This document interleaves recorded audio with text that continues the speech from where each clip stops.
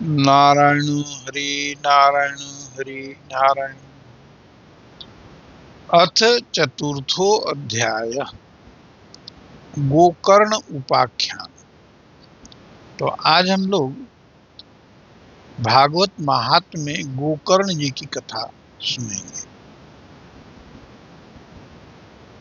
सूत उवाच अथ वैष्णव चित्तेषु दृष्ट्वा भक्तिम् अलौकिकीम् निजलोकं परित्यज्य भगवान् भक्तवत्सलः वनमाली घनश्यामः पीतवासा मनोहरः कांची कलाप रुचिरो लसत मुकुट कुंडलः।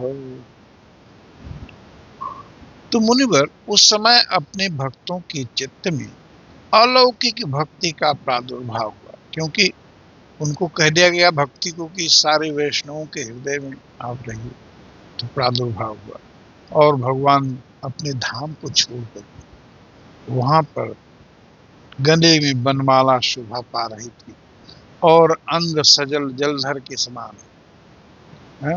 सिर पर मुकुट लटक रहा था, कानों में कुंडल, भगवान कृष्ण त्रिभंग मूर्ति में वहां पर जहाँ कथा हो रही थी वहां पर विराजमान। त्रिभंग ललितश्चारु कौस्तुभेन विराजितः कोटिमन्मथ लावण्यो हरिचंदन चर्चित। हरिचंदन से पूरे शरीर में लेप हुआ था, सुगंध आ रही थी और कौस्तुभ मणि हृदय पर विराजमान थी। परमानंद चिन्ह मूर्ति भगवान श्री कृष्ण वहां स्वयं विराजमान हुए। परमानंद चिन्ह मूर्ति मधुरो मुरलीधर आविवेश स्वभक्ता नाम हृदयान्यमलानि च। तो जब भक्ति हृदय में गई तो भगवान इसी रूप से सभी भक्तों के हृदय में प्रविष्ट हो गए। वैकुंठवासिनो ये च वैष्णवा ऊर्ध्ववादयः तत्कथा श्रवणार्थं ते गूढ़ रूपेण संस्थिता। उसमें जो उद्धव जी थे और वैकुंठ के रहने वाले लोग थे, सूक्ष्म रूप से कथा श्रवण के लिए वहां आ गए। तदा जय जया राव रस पुष्टे अलौकिकी चूर्ण प्रसून वृष्टिश्च मोह शंकर रूप्यभू। प्रभु के प्रकट होते ही चारों ओर जय घोष होने लगा, जय हो की ध्वनि होने लगी। उस समय भक्ति रस का अद्भुत प्रवाह चला। बार बार अबीर गुलाल पुष्पों की वर्षा और शंख ध्वनि होने लगी। तत्सभा संस्थितानां च देह गेहात्म विस्मृतिः दृष्ट्वा चन्मयावस्थां नारदो वाक्यम अब्रवीत। ऐसा सुंदर शुभ घड़ी जब आई तो नारद जी ने कहा, क्या कहा? अलौकिकोऽयं महिमा मुनीश्वरा सप्ताह जन्नोद्य विलोकितो मया मूढ़ा शठाजे पशुपक्षिणोत्र सर्वेऽपि निष्पापतमा भवन्ति। हे मुनीश्वर गण, आज सप्ताह श्रवण की मैंने यह बड़ी ही अलौकिक महिमा देखी, जहां तो जो बड़े बड़े मूर्ख, दुष्ट और पशु पक्षी भी हैं, वे सभी अत्यंत निष्पाप हो गए। अतः इसमें संदेह नहीं कि कलिकाल में चित्त की शुद्धि के लिए भागवत कथा समान मर्त्य लोक में पाप पुण्य का नाश करने वाला कोई दूसरा साधन नहीं है। अतो नृलोके ननु नास्ति किंचित् इत्यस्य शोधाय कलौ पवित्रम। चित्त के शोध के लिए और कली के पापों को धोने के लिए अघौघ विध्वंस करम तथैव, सारे पापों को विध्वंस करने वाला एकमात्र यही उपाय कथा समानम भुवि नास्ति चान्यत्। इस पूरी धरा पर इससे बढ़िया कोई साधन नहीं। के विशुद्ध्यन्ते वदन्तु मह्यम् सप्ताहयज्ञेन कथामयेन कृपालुभिर्लोकहितं विचार्य प्रकाशितः कोऽपि नवीन मार्ग। नारद जी ने कहा कि हे मुनिवर, आप बड़े कृपालु हैं, अपने संसार के कल्याण का विचार करके यह बिल्कुल निराला ही मार्ग निकाला है। आप कृपया यह बताइए, यह सप्ताह श्रवण किसका किसका कल्याण करता है? कुमारा ऊंचू। तब सनत कुमारों ने कहा, ये मानवा पाप कृतस्तु सर्वदा सदा दुराचार रता विमार्ग क्रोधाग्निदग्धा कुटिलाश्च कामिनः सप्ताह यज्ञेन कलौ पुनन्ति ते। कैसे लोग होते हैं? ये मानवा पाप कृतस्तु सर्वदा, जो सर्वदा हर समय पाप ही करते, सदा दुराचार करते हैं, विमार्गगामी हैं, गलत मार्ग पर चलने वाले हैं, क्रोध अग्नि से दग्ध हैं, कुटिल हैं, कामी हैं, वो भी सप्ताह यज्ञ से पवित्र हो जाते हैं। सतेन हीना पितृमातृदूषका तृष्णा कुलाश्चाश्रम धर्म वर्जिता ये दाम्भिका मत्सरिणोऽपि हिंसका सप्ताह यज्ञेन कलौ पुनन्ति ते। और कौन कौन से लोग? सत्य नहीं ना, जो सत्य से हीन है, पिता और माता को कष्ट देने वाले, तृष्णा कुल आश्रम धर्म को छोड़ चुके हैं, ये दाम्भिका जो दम्भी है नहीं मगर वो शो करना, दाम्भिका मत्सरिणों पे हिंसका, हिंसक है, सप्ताह यज्ञ न कलौ पुनन्ति ते, सप्ताह यज्ञ उनका भी कल्याण कर देगा। पंचोग्रमापाश्चलछाद्मकारिणः क्रूरा पिशाचा इव निर्दयाश्च ये ब्रह्मस्वपुष्टा व्यभिचारकारिणः सप्ताह यज्ञेन कलौ पुनन्ति ते। तो जिन्होंने कि दुष्ट हैं, आग्रह पूर्वक सर्वदा मन वाणी शरीर से पाप करते रहते, दूसरे के धन से ही पुष्ट होते हैं, कलयुग में सप्ताह यज्ञ से वे भी पवित्र हो जाते हैं। अत्र ते कीर्तयिष्यामः इतिहासं पुरातनम। तो ऋषियों ने कहा कि यहाँ एक पुरातन इतिहास मैं कहूंगा, जिससे आप लोगों की समझ में आ जाएगा कि कैसे कैसे लोगों का सप्ताह यज्ञ से मुक्ति मिलती है। जस्य श्रवण मात्रेण पाप हानि प्रजायते। इस कथा के श्रवण से, यानी जो मैं आगे कहने जा रहा हूँ, उससे पापों की हानि प्रजायते हो जाती। कथा प्रारंभ करते हैं। तुंगभद्रा तटे पूर्वं भूतपत्तनमुत्तमं यत्र वर्णा स्वधर्मेण सत्य सत्कर्म तत्परा। तुंगभद्रा नदी के तट पर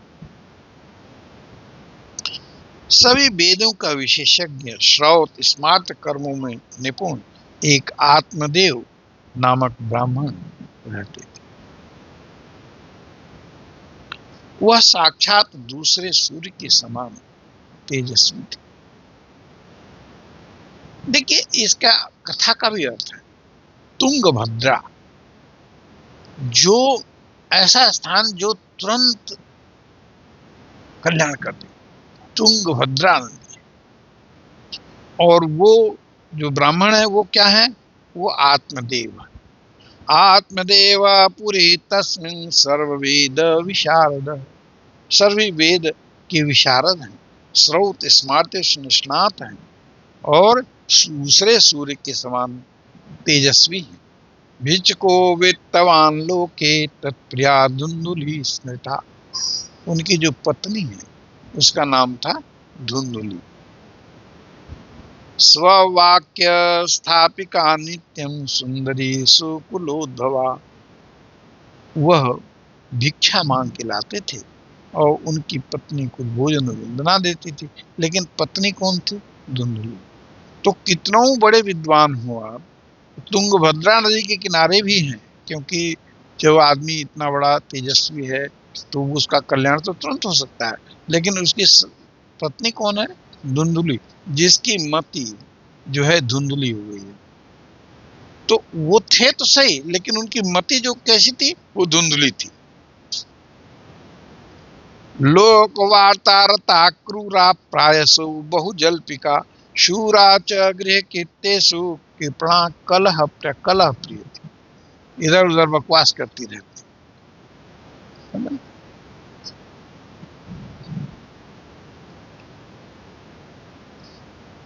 एवं निवसतो प्रेम्णा दंपत्योरममाणयो अर्था कामं तयोरासन सुखाय गृहाधिकम। इस प्रकार ब्राह्मण दंपति प्रेम से अपने घर में रहते, आहार विहार करते। उसके पास अर्थ और भोग विलास की बहुत सामग्री थी, क्योंकि वो अपना सब कृत्य करते रहते थे। घर द्वार भी सुंदर थे, परंतु उसमें सुख नहीं था, क्योंकि मति धुंधली थी। मति धुंधली हो, पत्नी मतलब मति धुंधली है, तो आत्मदेव को सुख नहीं मिलेगा। इस आत्मा को तब तक सुख नहीं मिलेगा जब तक कि मति शुद्ध नहीं। जब अवस्था बहुत ढल गई, पश्चात धर्मा समारब्धा स्थाभ्यम संतान हेतवे। जब बहुत उम्र ढल गई तो उनको ये मन में हुआ ग्लानि कि हमारे कोई पुत्र नहीं है। गो भू हिरण्यवासांसी दीने यक्षतः सदा। तब उन्होंने क्या किया? दुखियों को गौ, पृथ्वी, स्वर्ण, वस्त्र आदि दान करने लगे, लेकिन उनको पुत्र प्राप्ति नहीं। धनार्थम धर्म मार्गेण ताभ्याम नीतम तथापि च न पुत्रो नापि वा पुत्री ततश्चिंता तो रोष। न पुत्र था न पुत्री, बड़े चिंता में पड़े। तो क्या किए? देखिए, यही है माया। आपको भगवान ने सब कुछ दिया है, लेकिन माया में आपको ये चाहिए ये डिजायर्स है। भगवान श्री कृष्ण कहते हैं जही कामम दुराश, इस कामना को ही नष्ट कर। कामना से दुखी हो गए। देखिए, एक दासा दुजो दुखात, दुज माने ब्राह्मण दुखी होकर के गृहम त्यक्ता बनम करता, घर छोड़ करके वन को गए। मध्याह्ने तृषितो जात तड़ागम संपेयवान, एक तालाब पर बैठ गए, जल पिया। दोपहर बीत गया। पीत्वा जलम निसर्णस्तु प्रजा दुखेन कर्षितः मुहूर्तादपि तत्रैव सन्यासी कश्चिदागतः। कम से कम इतना तो हुआ कि वो घर छोड़ करके वन को गए। जब वन को गए तो कुछ तो पुण्य होगा, तो वहां पर एक सन्यासी मिल गए। दृष्ट्वा पीता जलम तंतु विप्रो यातस्तदंतिकम नत्वा च पादे उस्तस्य निशसं संस्थितः पुरा। तो वो पंडित जी उनकी बड़ी पूजा किए, सोचे शायद यही हमें कोई उपाय बता।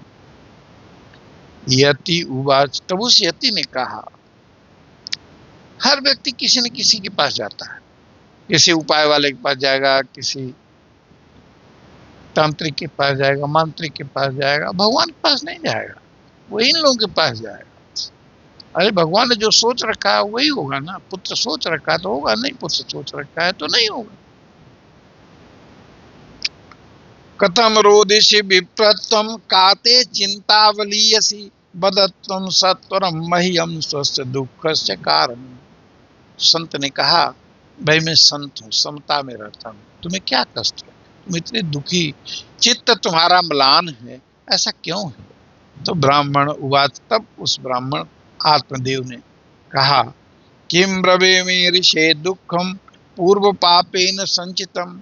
पूर्व पाप के कारण मदीय पूर्वजास्तोयम कवोष्णमुपभुञ्जते। मेरे कोई पुत्र नहीं है। मद्दत्तम नैव गृह्णन्ति प्रीत्या देवा द्विजातयः प्रजा दुखेन शून्यो हम प्राण त्यक्तुम् आगत। मैं तो अपना प्राण छोड़ने के लिए आया हूँ, क्योंकि मेरे पुत्र नहीं है ना, इसलिए हमारा दान दिया हुआ हमारा मुंह भी कोई नहीं देखना चाहता। दिग्जीवितम प्रजाहीनम धिगृहं च प्रजा विना, धिग्धनं चानपत्यस्य, धिक्कुलं संततिं विना। धिग्जितम प्रजाहीनम, जिस राजा के पास प्रजा नहीं है उसको धिक्कार। और धिगृहं च प्रजाम बिना, और गृह जो है घर, वो भी धिक्कार है जिसमें कोई हो ही ना। धिग्धनम चानपत्यस्य, धिक्कुलम संततिम बिना, और जिसके पास संतति नहीं है उसका भी जीवन को धिक्कार है। पाल्यते च मया धेनु, सा बंध्या सर्वतः भवेत्। जिस धेनु को मैं पालता हूँ वो बंध्या हो जाती है। जो मैं आरोपितो वृक्ष, सोपि बंध्यत्वमाश्रयेत्। जिस वृक्ष को लगाता हूँ उसको फल ही नहीं लगता।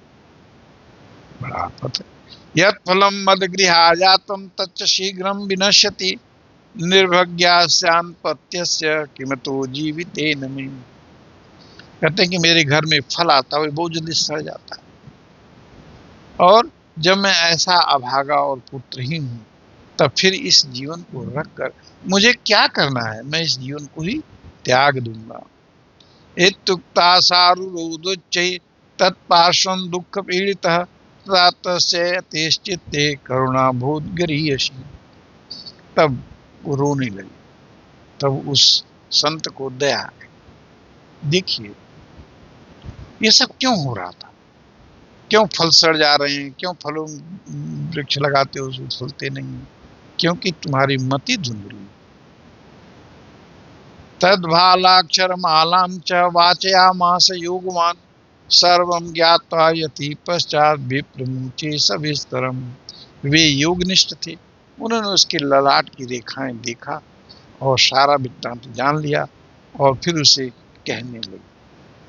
कियतिरुवाच मुंचाज्ञानं प्रजारूपं बलिष्ठा कर्मणु गतिः, विवेकम तु समासाद्य त्यज संसार वासना। तुम संसार की वासना को छोड़ो, तुम्हारे भाग्य में पुत्र नहीं लिखा है। स्नु विप्रमया तेद्य प्रारब्धं तु विलोकितम, तुम्हारे प्रारब्ध को मैंने विलोकितम देख लिया। सप्त जन्मा विधि तव पुत्रो नैव च नैव च, 7 जन्म में तुम्हारे कोई पुत्र नहीं हुआ। संतते सगरो दुःखम अवापांगः पुरा तथा, रे मुंचाद्य कुटुम्बाशां संन्यासे सर्वथा सुखम। और ऋषि ने कहा तुम संन्यास ले लो, क्योंकि संन्यास में जो सुख है वो संसार में नहीं है। ब्राह्मण उवाच विवेकेन भवेत् किम, मे पुत्रम देहि बलादिप, नो जे चेत्यज्याम्य हम प्राणां तदग्रे शोक मूर्छितः। आप मुझे कोई भी उपाय करके एक पुत्र देने की कृपा करें, नहीं तो मैं यही मृत्यु को प्राप्त हो जाऊं। पुत्रादे सुखहीनो यम संन्यास शुष्क एव ही, जो व्यक्ति पुत्र आदि से हीन है उसके लिए यह संन्यास जो है वो कोई फायदे का चीज नहीं है। चित्रकेतु गतः कष्टम विधि लेखा विमार्जनात्, न यास्यसि सुखम पुत्रा यथा दैव हतोद्यमः। अतो हठेन युक्तोसि ह्यर्थिना किम वदाम्यहम्। इसलिए दैव जिसके उद्योग को कुचल देता है उस पुरुष के समान तुम्हें भी पुत्र से सुख नहीं मिल सकेगा। तुमने तो बड़ा हठ पकड़ रखा है, और्थी के रूप में तुम मेरे सामने उपस्थित हो, लेकिन तुम्हें पुत्र होगा नहीं। तस्याग्रहम समालोक्य, जब उसका आग्रह बहुत ज्यादा हो गया तब क्या किया ऋषि ने, फलम एकम च दत्तवान, एक फल दिया। इदम भक्षय पत्न्या त्वं ततः पुत्रो भविष्यति, इस फल को तुम्हारी पत्नी खा ले तो पुत्र होगा। तो जो पुण्य फल होता है उसको, उससे पुत्र तो हो सकता है, लेकिन वो पुण्य फल उदय तो हो, वो फल ही नहीं खाया उसकी पत्नी ने। सत्यम शौचम दया दानम एक भक्तम तु भोजनम, वर्षावधि स्त्रिया कार्यम तेन पुत्रोति निर्मल। क्या क्या करना पड़ेगा, सत्य, शौच, दया, दान आदि सब करोगे 1 साल तक तो बहुत ही सुंदर पुत्र पैदा हो। एवं मुक्तादि जोगी विप्रस्तु गृहमागत, ऐसा कहकर कि वो संत तो चले गए, वो महाशय घर आ गए और पत्नी को वो फल पांडव फलम दत्वा स्वयं जातस्तु कुत्रचित, कहीं चले गए, उसको फल दिया और खा लेना। तरुणी कुटिला तस्य सख्यग्रे च रुरोधः, अहो चिंता उत्पन्ना फलम चाहम न भक्षे। फिर अपनी मित्र सखी के पास गई, उसने कहा अरे तो बड़ा कष्ट है, ये फल दे गए हैं, खा लूंगी तो संतान होगा, पेट फूल जाएगा, कष्ट होगा, बड़ा कष्ट होगा भाई, मैं तो फल को नहीं खाऊं। फल भक्षेण गर्भ स्यात्, गर्भेण उदर वृद्धिता, गर्भ दिनों दिन बढ़ेगा, कष्ट होगा। स्वल्प भक्षम ततो शक्ति गृह कार्यम कथम भवेत्, जब उससे शक्ति नहीं रह जाएगी, गर्भ बढ़ेगा तो घर का काम कैसे होगा। दैवाद घाटी ब्रजेद ग्रामे, पलायेद गर्भिणी कथम, शुकवर्णी सदे गर्भ तम कुक्षे कथम मुत्सृजेत। कहते हैं कि दैववश यदि वहां गांव में कोई डाकुओं का आक्रमण हो तो भाग भी नहीं पाऊंगा। तीर्यक चेदागतो गर्भ सदा में मरणम भवित, तो मेरा मरण निश्चित हो जाएगा। प्रसूतो दारुणम दुखम सुकुमारी कथम सहे, इतना मैं सुकुमार हूं, कोमल हूं, यह गर्भ का दुख मैं कैसे सहूंगी। मंदायाम मई सर्वस्वम ननांदा संहरे तदा, तब उसकी जो बहन थी उसने उसको सुना। सत्य शौचादि नियम दुराराध्य सदृश्यते, उससे कहा कि बताओ सत्य शौच पवित्रता जाने क्या क्या करना होगा, ये सब मुझसे कैसे होगा। लालने पालने दुख, फिर पुत्र पैदा हो जाएगा तो लालन पालन होगा। प्रसूतायाश्च वर्तते, प्रसूति जो उसको पुत्र हुआ होता है जो करना होता मैं कैसे करूंगा। बंध्या वा विधवा नारी सुखिनो चेति में मति, जो बंध्या है वही नारी सुखी। एवं कुतर्क योगे न फलम नैव भक्षितम, तब यह सोच करके उसने फल को नहीं खाया। प्रत्यापृष्टम फलम भुक्तम भुक्तम चेति तयोरितम, मन में ऐसे ही तर्क करते रहने से वह फल नहीं खाया। उसके पति ने पूछा तो उसने कहा फल खा लिया, तब उसने कह दिया हाँ खा लिया। एकदा भगनी तस्यात् गृहम स्वेच्छा आगत, अपने से उसकी बहन घर में आई। अतदग्रे कथितम सर्वम चिंतेयम महति ही में, तो उससे अपनी सारी चिंता कह रहा। अब उस बहन ने सोचा कि इतना धनी है, क्या जो है मैं अपना ही पुत्र दे दूंगा। दुर्बला तेन दुखे न हनुजय करवाण किम, सा ब्रवीन मम गर्भोस्ति तम दास्याम प्रसूति, मेरे भी गर्भ है, उसका जो बच्चा होगा वो मैं तुम्हें दे दूंगी, तुम चिंता मत करो। तावत कालम स गर्भेव, तब तक के लिए कपड़ा उपड़ा लगा के थोड़ा गुप्ता तिष्ठ गृह सुगम, तो घर में आराम से रहो, कुछ ऊंचा कर लो ताकि पता लगेगी। तावत कालम स गर्भेव गुप्ता तिष्ठ गृह सुतम, आराम से घर में रहो।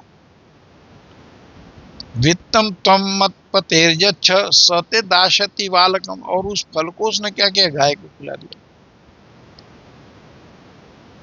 शाणुनासिको मृतो बाल इव लोको वधिष्यति, तम बालम पोषयिष्यामि नित्यमागत्य ते गृहम, मैं अपने घर कह दूं कि मेरा बालक मर गया और तुम्हारे घर आकर बच्चे को दूध पिला दूंगा। फलम अर्पय धेन्वैतम परीक्षातम तो सांप्रतम, परीक्षा के लिए कि फल सही है या नहीं, तो क्या क्या गौ को खिला दिया। तद ददाचरितम सर्वम तथैव स्त्री स्वभाव, यही स्त्री स्वभाव। अत कालेन सा नारी प्रसूता बालकम तदा आनीय जनको बालम रहस्य धुंधुलिम ददौ, तब उसकी जो बालक हो गया तो धुंधुली को दे दिया। तया च कहितम भर्त्रे प्रसूत सुखमर्भक लोकस्य सुखम उत्पन्नम आत्मदेव प्रचोदयेत्, अब उसने कहा मेरी पुत्र हुआ है तो आत्मदेव प्रसन्न हो गए। ददौ दानम, वो दान दिया। द्विजातिभ्यो ब्राह्मणों को जात कर्म किया। गीतवादित्र घोषोद्भूत द्वारे मंगलम बहु, मंगलाचार हुआ, सोहर गाई। भर्तु अग्रे ब्रवीद वाक्यम स्तन्यम नास्ति कुचे मम, अन्य स्तन्येन निर्दुग्धा कथम पुष्णामि बालकम। धुंधुली ने अपने पति से कहा मेरे स्तन में तो दूध आ नहीं रहा, तो इसको मैं कैसे खिलाऊं, फिर गौ आदि किसी अन्य जीव के दूध से मैं इस बालक का किस प्रकार पालन करूं। मत्स्वश्च प्रसूताया मृतो बालस्तु वर्तते, तामा कार्य गृहे रक्ष सा तेवम पोषयिष्यति, मेरी बहन को बालक हुआ है उसके घर चली जाती, वही मेरे बालक को भी पोस लेगी। पतिता तत्कृत्यम सर्वम पुत्र रक्षण हेतवे पुत्र से धुंधकारी थी नाम मात्रा प्रतिशुकम। जो पुत्र उसको दिया गया था उसका नामकरण कर दिया गया, उसका नाम हुआ धुंधकारी। तो धुंधुली से जिसकी मति मलिन होगी तो उसका जो उससे जो चीज क्रिएट होगी वो धुंधकारी ही तो होगी। जिसका धुंधकारी, जिसका कार्य ही गलत कार्य करना, वो धुंधकारी। त्रिमासे निर्गते चात सधेनु सुसुवेर्भकम सर्वांग सुंदरम दिव्यम निर्मल कनक प्रभम। और उधर 9 महीने हो गए तो उस गाय को भी बच्चा हुआ, और उसका जो बड़ा सुंदर उसका स्वरूप था, कान गाय की थी। दृष्ट्वा प्रसन्नो विप्रस्तु संस्कारावान समाधरे मत्वाश्चर्यम जना सर्वे दिदीक्षार्थम समागतः। सब लोग उसको देखने आए कि गाय को बालक हुआ है, उसका कान जो है गाय के समान है। तो भाग्योदयोधुना जात आत्मदेवस्य पश्यत धेन्वा बाल प्रसूतस्तु देव रूपी टिकोट। ये तो बड़ा आश्चर्य हुआ, देव रूप ये बालक हुआ है, ऐसा तो कभी होता नहीं। दैवेक से इस गुप्त रहस्य का किसी को भी पता नहीं लगा। आत्मदेव ने उस बालक के गौ के से कान देकर उसका नाम गोकर्ण रखा। बड़े खुश की पत्नी को भी बालक हो गया और गाय को भी हो गया। अब जब भाग्य में नहीं लिखा है तो नहीं होगा, तो गाय को होगा। कियत काले न तौजा तौ तरुणो तनयाबु गोकर्ण पंडितो ज्ञानी धुंधकारी महाखल। जब समय बीता तो धुंधकारी तो महाखल हुआ और ये पंडित जी हो गए गोकर्ण जी। स्नान शौच क्रियाहीन, तो धुंधकारी कैसा था, स्नान नहीं करता था, शौच न, क्रियाहीन भी था, दुर्भक्षी था, सब चीज खा लेता था, क्रोध वर्जित, क्रोध बढ़ाने वाला काम करता था, दुष्परिग्रह करता, सब हंसते न भोजनम, मैंने सब गलत काम करता था, चौरह, चोरी करता था, सर्वजन द्वेषी, परवेश्म प्रदीपक, लालनार्भ कांधृत्वा सद्य कूपे न पातयत। हिंसा उसे व्यसन सा हो गया, हर समय अस्त्र शस्त्र धारण किए रहता, बेचारे अंधे दीन दुखियों को व्यर्थ में तंग करता, कुएं में डाल देता। और इसी तरह से कुत्तों की टोली के साथ शिकार की टोली लगा। तेन वेश्या को संगे न, उस वेश्याओं को भी रख लिया। पितम वित्तम तो नाशितम, पिता के वित्र को भी नाश कर दिया। एकदा पित्र उताड्य पात्राणी स्वयं आहर, एक बार क्या किया, पिता को जो है मारा पीटा और उनके सब बर्तन भाड़े उठा ले गया। तत्पिता कृपण प्रोचई धनहीनो रुरुध बंध्यत्वम तो समीचीनम कुपुत्रे दुखदायकम। बिना पुत्र के ही अच्छा था, ये तो कुपुत्र बड़ा दुख देने वाला होगा। क्व तिष्ठामि क्व गच्छामि को में दुखम विपु है। पंडित जी सोचने लगे कहाँ जाऊं, कौन मेरे दुख को दूर करे। प्राणंस्य जामे दुखे न हा कष्टम मम संस्थितम। तो उन्होंने कहा कि मैं अपना प्राण ही छोड़ मर जाऊं, जहर खा लूं। तदानीं तु समागत्य गोकर्णो ज्ञान संयुत बोधयामास जनकम वैराग्यम परिदर्शित। गोकर्ण जी ने उनको ढाढ़स दिया और वैराग्य उग्र की ज्ञान शिक्षा दी। असार खलु संसार, यह संसार असार है, दुख रूपी विमोह का, दुख रूपी है, विमोह को प्रदान करने वाला है। सुतः कस्य धनम कस्य स्नेहवान च लतेशिनम। किसका पुत्र, किसका घर, ये सब माया है नहीं, लगता है। न चेन्द्र से सुखम किंचित सुखम चक्रवर्तिना सुखम अस्ति विरक्त मुनिर एकांत जीवन।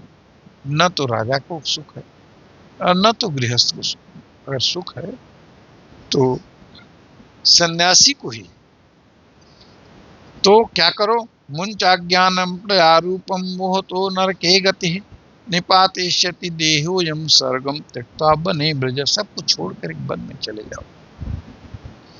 तद्वाक्यम तु समाकर्ण गंतु काम पिता ब्रवीत किम कर्तव्यम बने तात तत्वम बद सविस्तरम। वन में जाकर मेरा कर्तव्य क्या होगा, इसको विस्तार से कहो। अंधकूपे स्नेहपासे बद्ध पंगुरहम शठ कर्मणा पतितो न माम उद्धर दयानिधे। तो उन्होंने कहा मैं बड़ा मूर्ख हूँ, अब तक कर्म बस स्नेह पास में बधा हुआ अपंग की भांति सब कर्म करता रहा, बड़े दयालु हुए, मेरा उद्धार करो। गोकर्ण उवाच देहस्ति मांस रुधिरे विमतिं त्यज त्वं जाया सुतादिषु सदा ममतां विमुञ्च।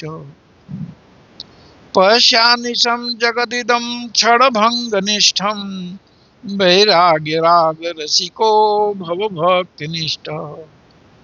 भक्तिनिष्ठ हो जाओ, यह सब माया है। देह अस्थि मांस रुधिर का एक पिंड है शरीर, इससे तुम्हें सुख नहीं मिलेगा। धर्मं भजस्व सततम त्यज लोक धर्मान सेवस्य साधु पुरुषान यही काम तृष्णाम अन्यस्य दोष गुण चिंतनमाशु मुक्त्वा सेवा कथा रसमहो नितराम पिबत्तुम। और क्या करोगे? भगवान की कथा को सुनो, संतों का संग करो। एवं सुतोक्ति बसतोपि गृहं विहाय जातो वनं शिरमते गतखष्टिवर्षः युक्तो हरे रनुदिनं परिचर्ययासो श्रीकृष्णमापनियतं दशमस्य पाठात्। इस प्रकार पुत्र की वाणी से प्रभावित होकर आत्मदेव ने घर छोड़ दिया और वन की यात्रा की। यद्यपि उसकी आयु उस समय 60 वर्ष की हो चुकी थी, फिर भी बुद्ध में पूरी दृढ़ता थी। वहां रात दिन भगवान की सेवा पूजन करने से, नियम पूर्वक भागवत के 10वें स्कंद का पाठ करने से उसने भगवान श्री कृष्ण को प्राप्त कर लिया। इति श्री पद्म पुराणे उत्तरखंडे श्रीमद्भागवत महात्म्ये विप्र मोक्षो नाम चतुर्थोऽध्याय। तो मंगलम भगवान विष्णु मंगलम गरुड़ध्वज मंगलम पुंडरीकाक्ष मंगलाय तनु नारायण।